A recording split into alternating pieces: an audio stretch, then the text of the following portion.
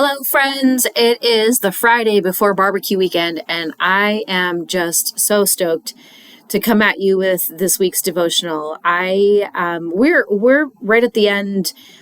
We just finished the Genesis series that we just went through. Super awesome. Got a lot from it, and had a lot of conversation with people. Right, like that, and that's what these messages are really supposed to be about. They're supposed to be bringing us together and having us talk about the gospel. What are we supposed to be learning? What are, taking us through the Bible? What are we supposed to be learning? And that's really what this is all about. And I love the conversation that it has caused.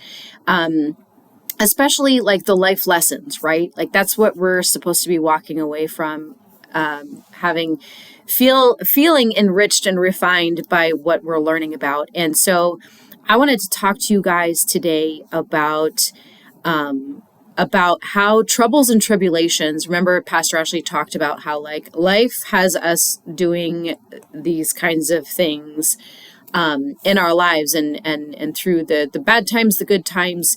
What are we supposed to be doing with those? Right? Like, and when we're going through bad times, sometimes it's really hard to keep our head above water and say to ourselves, hey, like, yeah, God's working this for our good, right? Like Romans 8:28, God works all things for good, for anyone who believes in him. And so it's so easy, I sit and I have these conversations. I'm like, oh, Romans 8:28, but how superficial of me to say that so quickly and not really try to get down in there with you on it. And so, in talking to people about this, I'm again pumping the brakes and taking a real second. Okay, like, oh, don't worry, God's gonna turn it for good someday. Like, yes and no, but 100% yes. But right now in this moment, that's not what you want to hear, right? But I do want to tell you more stories. He told us a story about Joseph, but right now I want to tell you about more stories about how true that absolutely is. And so we're talking about peaks and valleys, and we're talking about just going through real life stuff, man. And like sometimes it's not that bad, but sometimes it's as bad as our sin. And our sin, no one broadcasts their sin, right? No one's walking around with a scarlet letter, advertising what it is their sin, and everyone really keeps that to themselves.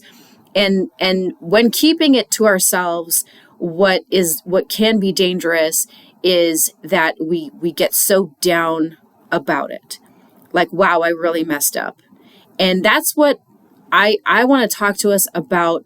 Okay, you can feel bad, right? But don't feel bad for too long. You got to get out of that cycle.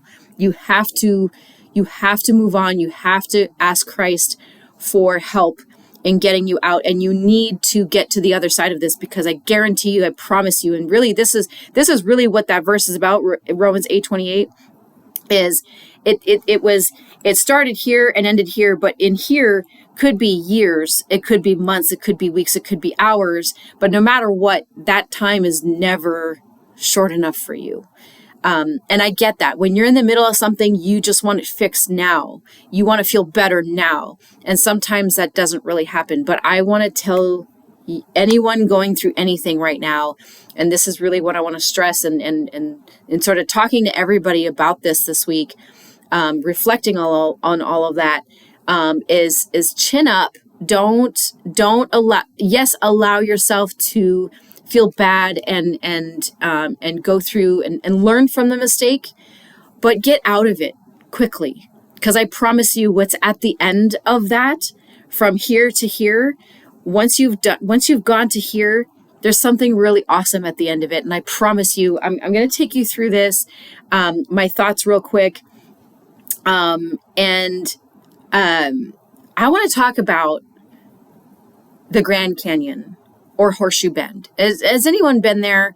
I want to talk about that real quick, because the Grand Canyon and Horseshoe Bend, if any of y'all have been there, it's so pretty, and it's so just overwhelming at just thinking about how like God created that. How were those things created? Drought and floods, just constant droughts and floods, droughts and floods, droughts and floods. And it was